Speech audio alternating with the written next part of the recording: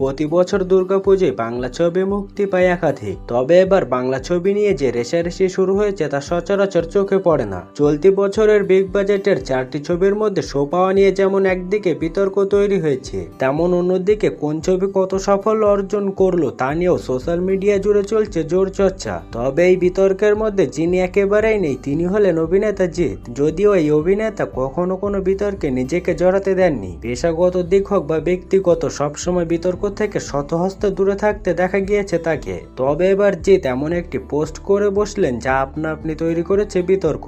বাংলা ছবির একে অপরের সঙ্গে লড়াইয়ের মাঝে এক্স হ্যান্ডেলে একটি বার্তা দিতে দেখা গিয়েছে অভিনেতাকে। তিনি লিখেছেন, আমাদের উচিত আমাদের পেশার সম্মান এবং চলচ্চিত্র শিল্পের মর্যাদার প্রতি সচেতন এবং সতর্ক থাকা। ব্যাস এই দুটি লাইনই লিখেছেন তিনি। কিন্তু এই কথাটি নিয়েই তৈরি হয়েছে বিতর্ক।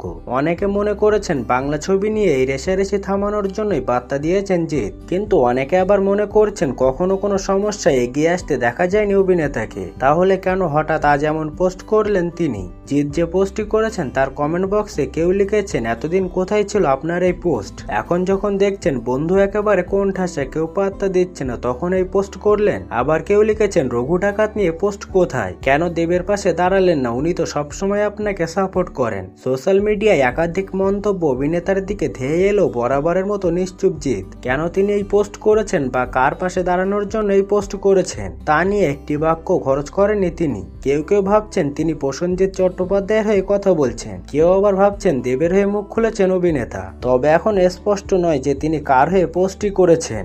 আসন্ন ছবি কেউ বলে বিপ্লবী, কেউ বলে ডাকাত সিনেমায় অভিনয় করতে দেখা যাবে জিৎকে। অক্টোবর মাস থেকে শুরু হয়ে যাবে ছবির শুটিং। কলকাতা সহ ঝাড়খণ্ড, বিহার চত্বরে হবে ছবির কাজ। ইতিমধ্যে ছবির চরিত্রের জন্য নিজেকে প্রস্তুত করতে শুরু করে দিয়েছেন জিৎ।